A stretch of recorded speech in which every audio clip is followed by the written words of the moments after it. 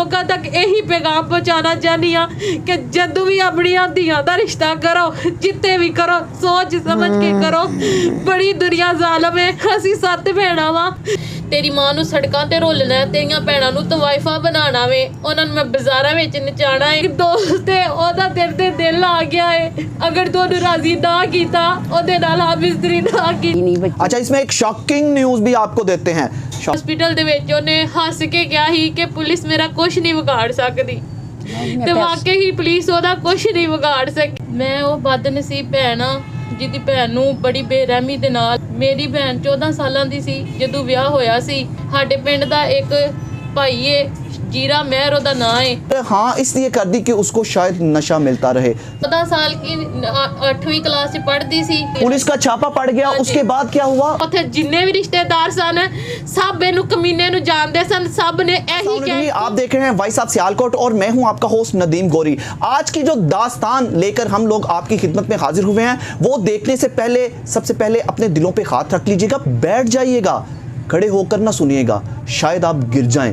जुल्म बर्बरियत की ऐसी बड़ी हौलनाक दास्तान कि एक 14 साल की बच्ची के साथ उसके बाप ने किस तरह जुल्म। 17 साल बच्ची जिसका 14 साल की उम्र में जबरदस्ती निकाह करवाया गया, 16-17 साल की उम्र में उसको ये जहान छोड़ना पड़ गया। उनकी बहन मेरे साथ मौजूद हैं, उनकी नानी मेरे साथ मौजूद हैं उस मकतूला की। ये सारी दास्तान हम इन्हीं की ज़ुबानी सुनते हैं, क्या हुआ, कैसे हुआ, कब हुआ, किस किस ने किया। अस्सलाम वालेकुम। वालेकुम सलाम। क्या हाल है आपका? आप ठीक हैं? हाँ, ठीक ठाक। अच्छा, आप यहाँ पे आई हैं, आज की जो स्टोरी आपने हमें बताई है, हमारा तो मतलब हमसे सवाल करने की भी सकत नहीं है कि किस तरह कहाँ से शुरू किया जाए। आप बताएं। मेरा नाम समिया है, मैं कोटड़ा तो आई हूँ। मैं वो बदनसीब भैन हाँ जिहदी भैन नूं बड़ी बेरहमी दे नाल कतल कर दिता है।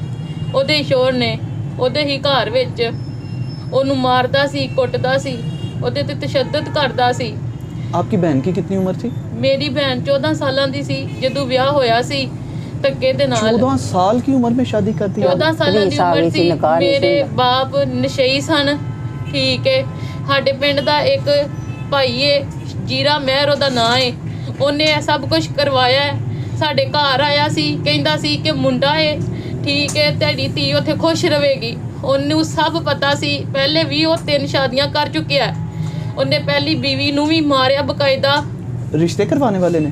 नहीं। अच्छा, जिसकी शादी मेरी भैन दे नाल जिहदा निकाह होया सी, उस आदमी दी 3 शादियां पहले होईयां हन। मेरी भैन 14 सालां दी सी। तुसी पता नहीं सी करवाया? नहीं, सानू ਉਹਨੇ नहीं दस्सिया कि कित्थों दा है किहड़ा। बाद च सानू पता लगा सी कि ਉਹ नाल दे पिंड दा सी। ਇੱਥੇ ਉਹਨੇ ਆਪਣੀ ਬੀਵੀ ਨੂੰ ਮਾਰਿਆ ਸੀ, ਉਹਨੂੰ ਪੇਟੀ ਵਿੱਚ ਬੰਦ ਕਰਕੇ ਤੇ ਸੁੱਟ ਗਿਆ ਸੀ, ਤੇ ਆਪ ਉਹ ਇੱਥੇ ਆ ਗਿਆ ਵੇਚ ਵੂਚ ਕੇ। ਪਿੰਡ ਵਾਲਿਆਂ ਨੂੰ ਉਹਨੂੰ ਪਿੰਡੂ ਕੱਢ ਛੜਿਆ ਸੀ। ਇੱਥੇ आ के ਉਹਨੇ ਆਪਣਾ ਜ਼ਾਤੀ ਮਕਾਨ है या पता नहीं किराए पे वे। पहली बीवी को भी उसने मर्डर किया था? हाँ जी, आप मर्डर लोगों के किया इल्म में था। नहीं था? नहीं, हमें। अच्छा, यहाँ पे मैं आपको सिर्फ एक बात मेंशन कर दूं कि बड़े लोगों के सवाल जहन में आ रहे होंगे, हम भी काउंटर सवाल करते हैं, हमारे भी जहन में आ रहा है, लेकिन इसका जवाब तो ये है ना कि आप लोगों ने पहले क्यों नहीं पता करवाया, आप लोगों ने उसकी पूछगिछ क्यों नहीं की। आप लोग अब तो कह रहे हैं कि ये मर्डरर है, इसने पहली बीवियों को भी कत्ल किया। ये सारे सवालात ना सिर्फ मेरे बल्कि तमाम नाज़रीन के जहन में भी आ रहे होंगे, लेकिन इसका जवाब आज इनसे लेने की बजाय मैं तो इसका जवाब तो शायद यही होगा कि कैसे एक बंदा जो अपनी रोटी घर की पूरी नहीं कर रहा, आम से लोग हैं, घर में 6 बहनें हैं, ना कोई वाली है, ना कोई वारिस है, ना जो बाप है, घर का जो सरबराह है वो नशा करता है, वो कैसे जाके किसी को पता कर सकता है। उसको सिर्फ लालच दिया गया रिश्ते करवाने वाले की जानिब से। एक नशई को लालच दिया जाएगा, एक सिगरेट का, उसके नशे का, वो तो अपना सब कुछ लुटाने के लिए तैयार हो जाएगा। यही हुआ इस स्टोरी के अंदर। बाप ने अपनी बेटी का फ्यूचर नहीं देखा और हाँ इसलिए कर दी कि उसको शायद नशा मिलता रहे। जो रिश्ते करवाने वाला है वो सारी जानकारी रखता था, वो सब कुछ जानता था, लेकिन उसने इनको धोखे में रखा। रिश्ते करवाने वाले का क्या नाम बताया आपने? ਉਹਦਾ ਨਾਂ जीरा महर, नज़ीर महर ना है। किधर रहता है ये?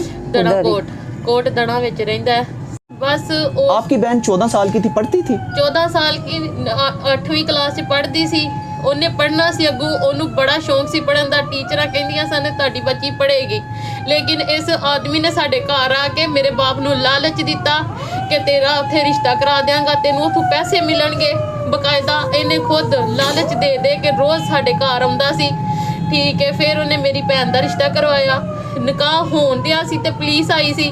ਪੁਲਿਸ ਨੇ ਆਖਿਆ ਸੀ ਨਿਕਾਹ ਨਹੀਂ ਹੋ ਸਕਦਾ, ਲੇਕਿਨ ਜਿਹੜਾ ਮੇਰੀ ਭੈਣ ਦਾ ਬੰਦਾ ਸੀ ਉਹਨੇ ਪੈਸੇ ਦੇ ਕੇ ਪੁਲਿਸ ਦਾ ਮੂੰਹ बंद करवा के पुलिस नु वापस कल छड़िया। पुलिस का छापा पड़ गया, उसके बाद क्या हुआ?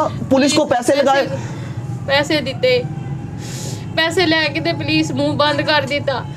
चंद टकों के लिए 14 साल की बच्ची को निकाह के लिए अलाउ कर दिया गया। वहां पर पहुंची पुलिस, लेकिन अपनी जेब गर्म की और चलती बनी। 14 साल की बच्ची का कितनी बड़ी एज थी जब उसका निकाह हुआ? 14 साल दी सी। उसके हस्बैंड की, ਉਹਦਾ ਹਸਬੰਡ 35 ਸਾਲਾਂ ਦਾ, 90 ਸਾਲ ਦਾ 90 ਸਾਲ ਦਾ 35 40 ਸਾਲਾਂ ਦਾ ਏ, ਠੀਕ ਏ। ਉਹਨੇ ਜਿਹੜੇ ਨਿਕਾਹ ਕੀਤੇ ਨੇ ਉਹਨਾਂ ਨਿਕਾਹਾਂ ਤੋਂ ਬਾਵਜੂਦ ਉਹਨੇ ਕਿਸੇ ਬੀਵੀ ਨੂੰ ਨਹੀਂ ਰੱਖਿਆ, ਬਸ ਆਪਣੇ ਮਜ਼ਿਆਂ ਵਾਸਤੇ ਉਹ ਲੋਕਾਂ ਦੀਆਂ ਬੇਟੀਆਂ ਦੇ ਨਾਲ ਨਿਕਾਹ ਕਰਦਾ ਹੈ, ਫਿਰ ਉਹਨਾਂ ਨੂੰ ਰੋਲਦਾ ਹੈ। ਕਈਆਂ 2 ਕਤਲ ਉਹਨੇ ਕਰ ਦਿੱਤੇ ਨੇ, ਇੱਕ ਮੇਰੀ ਭੈਣ ਦਾ, ਇੱਕ ਹੋਰ ਕੁੜੀ ਸੀ ਉਹਦਾ। भी आजाद फिर रहा है। ਸਾਨੂੰ ਕਿਤੋਂ ਇਨਸਾਫ ਨਹੀਂ ਮਿਲ ਰਿਹਾ। आप किधर थी जब आपकी बहन का मर्डर किया गया? मैं अपने सोहरे सां नशहरे विरका। मैनू कॉल मैं खुद कीती सी अपनी मां नू। मेरी मां ने कहा रोन लग पे हन, रोन डे हन। मैं पूछया अम्मी की होया? उन्हें अम्मी मेरी आख्या है कि तेरी भैन सिलेंडर फट गया, फोन आया कि वो बड़ी जख्मी हालत विच है, ओनू मैं लैके हॉस्पिटल सिविल सियालकोट विच चलना वा ਤੇ ਤੁਸੀਂ ਉੱਥੇ ਆ ਜਾਵੋ। ਉਹਨੇ ਬਕਾਇਦਾ ਮੇਰੀ ਮਾਂ ਨੂੰ ਇਹ ਵੀ ਕਿਹਾ ਛੇਤੀ ਜਿੰਨੀ ਛੇਤੀ ਹੋ ਸਕਦਾ ਤੁਸੀਂ ਸ਼ਨਾਖਤੀ ਕਾਰਡ ਲੈ ਕੇ ਗੱਡੀ ਕਰਵਾ ਕੇ ਬਕਾਇਦਾ ਆ ਜਾਵੋ, ਤੁਹਾਡੇ ਕੋਲ ਪੈਸੇ ਨਹੀਂ ਤੇ ਮੈਂ ਗੱਡੀ ਦਾ ਕਿਰਾਇਆ ਦੇ ਦੇਵਾਂਗਾ ਤੇ ਤੁਸੀਂ ਉੱਥੇ ਆ ਜਾਵੋ। ਬਾਅਦ ਚ ਉਹਨੇ ਕਿਹਾ ਤੁਸੀਂ ਨਾ ਆਓ, ਗੱਡੀ ਕਰਾ ਕੇ ਮੈਂ ਜੀਰੇ ਨੂੰ ਕਹਿਣਾ ਵਾ ਜਿਹਨੇ ਰਿਸ਼ਤਾ ਕਰਵਾਇਆ ਉਹਨੂੰ ਮੈਂ ਕਹਿਣਾ ਵਾ ਤੁਸੀਂ ਉਹਦੇ ਨਾਲ ਮੋਟਰਸਾਈਕਲ ਤੇ ਆ ਜਾਓ। ਮੇਰੇ ਖਾਵੰਦ ਜੋ ਕਿ ਅਮਜਦ ਉਹਨਾਂ ਦੇ ਨਾਲ ਮੈਂ ਗੱਲ ਕੀਤੀ। ਮੈਂ ਕਿਹਾ ਮੇਰੀ ਭੈਣ ਨੂੰ ਇਸ ਤਰ੍ਹਾਂ ਕਹਿੰਦੇ ਨੇ, ਹਾਂ ਮੈਨੂੰ ਫੋਨ ਆਇਆ। ਉਹਨੇ ਕਿਹਾ ਸਿਲੰਡਰ ਫਟ ਗਿਆ, ਉਹ ਬੜੀ ਜ਼ਖਮੀ ਹਾਲਤ ਵਿੱਚ ਹੈ, ਉਹਦੀ ਬੜੀ ਸੀਰੀਅਸ ਨਾਜ਼ੁਕ ਹਾਲਤ ਹੈ ਤੇ ਉਹਨੂੰ ਲੈ ਕੇ ਹਸਪੀਟਲ ਗਏ ਨੇ। ਜਦੋਂ ਉਹਨੂੰ ਪੁੱਛਿਆ ਮੈਂ ਉਹਨਾਂ ਨੂੰ ਕਿਹਾ ਕਿ ਵਾਕਈ ਹੀ ਉਹਦੀ ਨਾਜ਼ੁਕ ਹਾਲਤ ਹੈ ਜਾਂ ਤੁਸੀਂ ਮੇਰੇ ਕੋਲ ਕੁਝ ਛੁਪਾਉਣ ਦੇ ਹੋ? ਕਹਿੰਦੇ ਨੇ ਨਹੀਂ ਉਹਦੀ ਨਾਜ਼ੁਕ ਹਾਲਤ ਹੈ। 10 ਕੁ ਮਿੰਟ ਲੰਘੇ ਨੇ, ਮੈਂ ਨਮਾਜ਼ ਪੜ੍ਹੀ, ਜ਼ੋਹਰ ਦੀ ਦੁਆ ਕੀਤੀ ਆਪਣੀ ਭੈਣ ਵਾਸਤੇ। ਜਿਸ ਤਰ੍ਹਾਂ ਮੈਂ ਨਮਾਜ਼ ਪੜ੍ਹ ਕੇ ਕਾਲ ਕੀਤੀ ਤੇ ਮੇਰੇ ਸ਼ੋਹਰ ਨੇ ਅੱਗੋਂ ਕਿਹਾ ਕਿ ਤੇਰੀ ਭੈਣ ਇੰਤਕਾਲ ਕਰ ਗਈ ਹੈ। ਮੇਰੇ ਉੱਥੇ ਜਿੰਨੇ ਵੀ ਰਿਸ਼ਤੇਦਾਰ ਸਨ ਸਭ ਇਹਨੂੰ ਕਮੀਨੇ ਨੂੰ ਜਾਣਦੇ ਸਨ, ਸਭ ਨੇ ਇਹੀ ਕਿਹਾ ਇੱਕੋ ਆਵਾਜ਼ ਦੇ ਵਿੱਚ ਕਿ ਉਹਨੇ ਤੇਰੀ ਭੈਣ ਨੂੰ ਮਾਰ ਦਿੱਤਾ ਹੈ, ਮਾਰ ਦਿੱਤਾ ਹੈ। ਬਕਾਇਦਾ ਪੁਲਿਸ ਨੂੰ ਵੀ ਪਤਾ ਹੈ ਕਿ ਉਹਦੇ ਜਿਸਮ ਦੇ ਇੱਕ ਜ਼ਰੀ ਜਿੰਨਾ ਕੋਈ ਸੜਨ ਦਾ ਨਿਸ਼ਾਨ ਨਹੀਂ ਸੀ, ਸਿਰਫ ਉਹਦੇ ਹੋਂਠਾਂ ਦੇ ਵਿੱਚ ਪਾਈਪ ਰੱਖ ਕੇ ਗੈਸ ਵਾਲਾ ਪੂਰਾ 5 ਕਿਲੋ ਦਾ ਸਿਲੰਡਰ ਜਿਹੜਾ ਉਹ ਮੇਰੀ ਭੈਣ ਦੇ ਜਿਸਮ ਦੇ ਅੰਦਰ ਉਹਨੇ ਆਦਮੀ ਨੇ ਕੀਤਾ ਹੈ।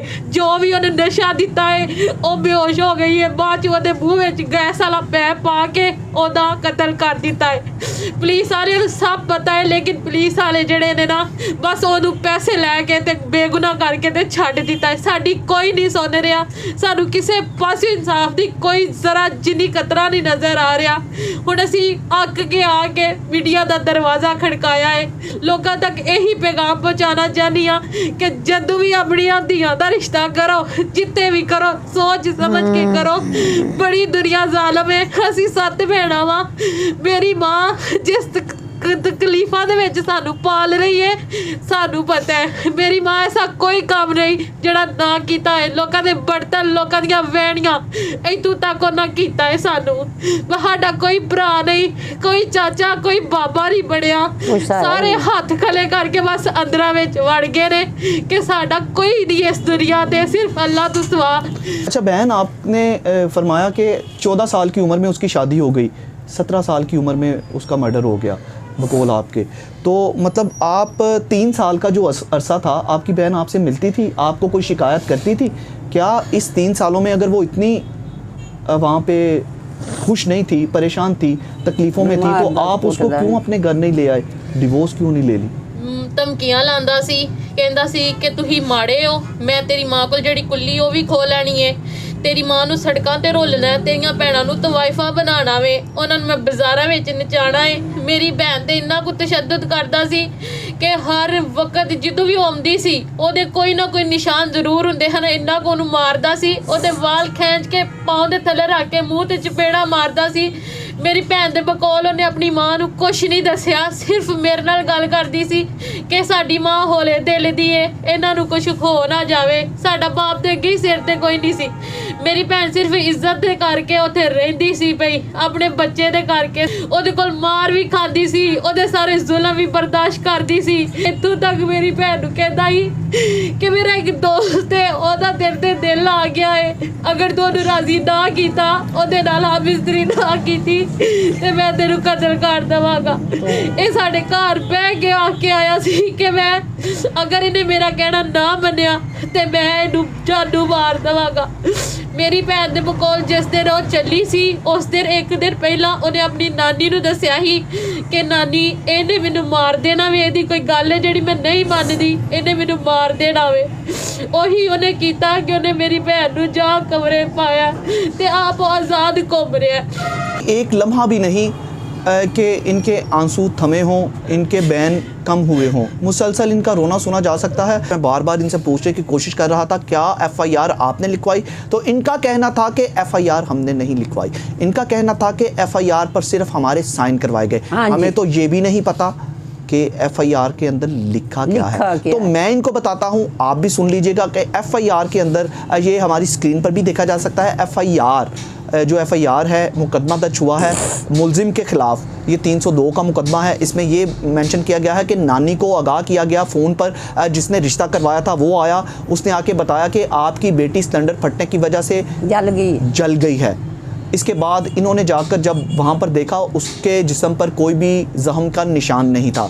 इनकी बेटी को उसके शोहर ने, मुर्तज़ा नाम बता रही है उसके शोहर का, मुर्तज़ा नामी जो मुलजिम इसमें मेंशन किया गया है, उसका शोहर बच्ची का 17 साल ये बच्ची थी। सबसे पहला मुकदमा तो ये बनता है कि छोटी उम्र की बच्ची के साथ ज़बरदस्ती निकाह कैसे करवा लिया, कौन सा ऐसा उसके बाप को लालच दिया गया कि वो उसने अपनी 14 साल की बच्ची 8वीं क्लास की तालबा उसका किस तरह निकाह कर दी। ये तो खैर बात की बातें हैं, लेकिन अभी का ये वक़ुआ कि इनका फिर कहना है कि हमने बताया कि सिलेंडर फटने से नहीं बल्कि गैस इनहेल करने से उसकी मौत हो गई।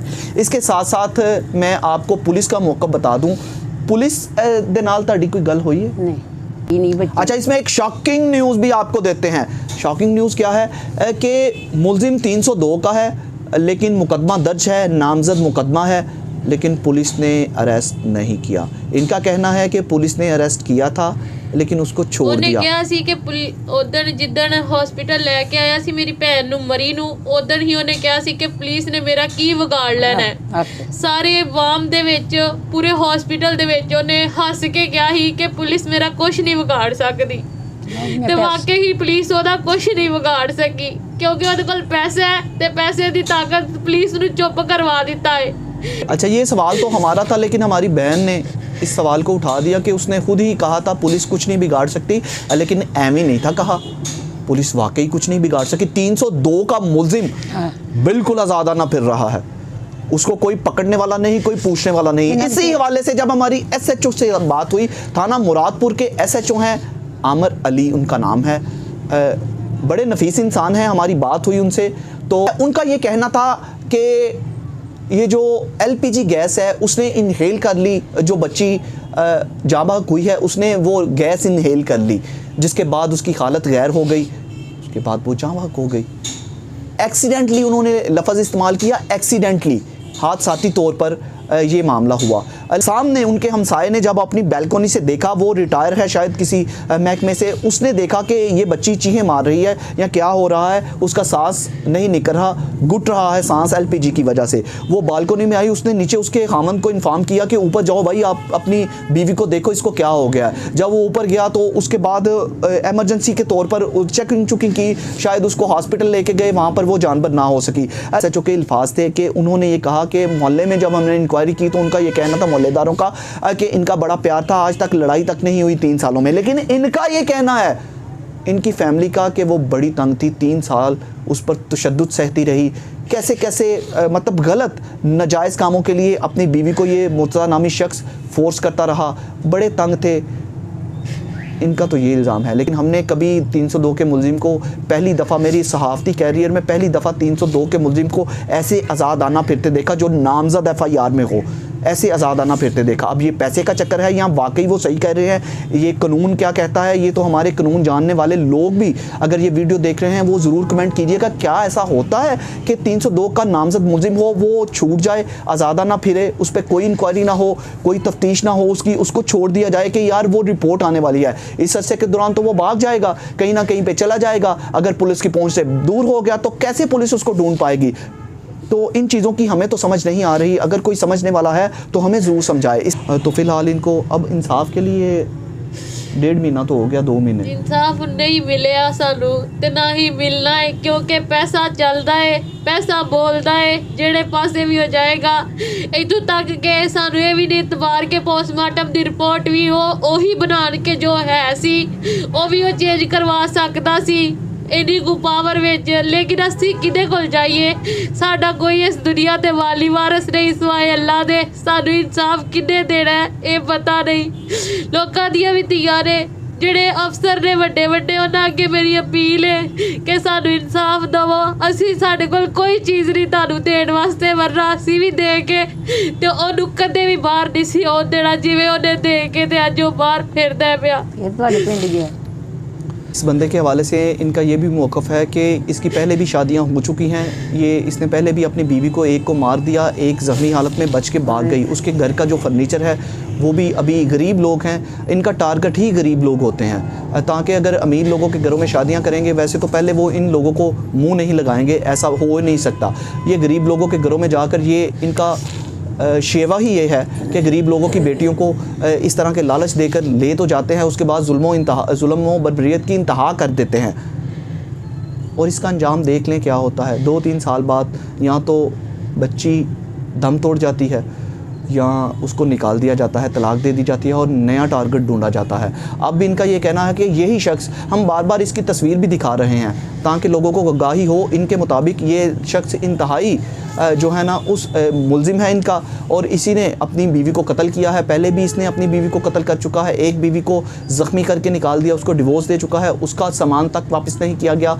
इनकी बेटी को भी कत्ल करके ये आराम की ज़िंदगी गुजार रहा है। इसकी चीख चीख कर कहता है पुलिस क्या कर लेगी, कानून क्या कर लेगा। अब ईमानदार DPO साहब देख लें, ये बेटियां सांझी होती हैं, आपकी भी बेटी होगी, आपके माशरे में भी आप इधर उधर नज़र दौड़ाइएगा। आप सिर्फ पुलिस के माई बाप नहीं बल्कि पूरे ज़िले को आप हेड करते हैं, पूरे ज़िले के लोग आवाम की जानो माल के मुहाफ़िज़ हैं आप। तो इस पर मामले पर क्या कहेंगे, कैसे कहेंगे, क्या करेंगे, ये तो अब आप ही बता सकते हैं। क्या कोई एक्शन लेंगे? और इसके साथ ही इनके पास वकील को देने के लिए फ़ीस तक नहीं। क्या मेरा कोई भाई वकील इनके साथ रब्ता करेगा? क्या फ्री में इनका केस लड़ेगा? क्या मुलजिम को सज़ा दिलवाएगा, कानून के कटहरे में लाएगा? क्या इन रिपोर्टों को इनके मुताबिक वो पोस्टमार्टम की रिपोर्ट भी उसकी खुद बनाई हुई है, उसमें भी कोई भी चेंजिंग करवा सकता है। जो बाहर से जो भी रिपोर्ट आएगी वो इसके खिलाफ नहीं आएगी। पुलिस की रिपोर्ट तो पहले भी हमने आपको सुनवा दी, पुलिस तो उसको बेगुनाह कर चुकी है। SHO के मुताबिक वो बिल्कुल बेगुनाह है, तो रिपोर्टों से पहले ही पुलिस ने उसको बेगुनाह कर दिया, अरेस्ट नहीं किया गया। क्या कोई हमारा वकील भाई स्टेप लेगा, आगे आएगा? क्या इन मजलूमों की मदद करेगा? क्या अपनी फ़ीस छोड़ेगा? तो ज़रूर कोई ना कोई, मेरे ख्याल से हमारी कचहरी में बड़े बड़े दिल वाले लोग हैं, ज़रूर कोई ना कोई उठेगा, मर्द मुजाहिद उठेगा और इनको इंसाफ लेके देगा, क्योंकि हुकाम से, आला अफसरान से कभी इंसाफ ना मिला है और ना ही शायद मिलने की उम्मीद है। तो देखें अब इस मामले का क्या बनता है, इन मजलूमों को इंसाफ मिलेगा या नहीं मिलेगा, या हमारा प्लेटफॉर्म उसके लिए भी हाजिर है। उस मुलजिम का क्या मौक़िफ़ है वो भी अपना मौक़िफ़ देने के लिए हमसे रब्ता कर सकता है, ताकि उसका भी मौक़िफ़ सुना जाए। क्या वो अपनी बीवी को वाकई उसने तली पर छाला रखा हुआ था जिस तरह SHO साहब फरमा रहे थे? क्या वो वाकई बड़े खुश थे? क्या उसका मोहल्ला पूरा गवाही देता है उसकी, या ये लोग सच्चे हैं? ये तो वक्त ही बताएगा। फ़िलहाल इस स्टोरी से अपने भाई नदीम गौरी को इजाज़त दीजिए। अपना बहुत सा ख्याल रखिएगा और हमें दुआओं में याद रखिएगा। अल्लाह हाफिज़। पाकिस्तान जिंदाबाद।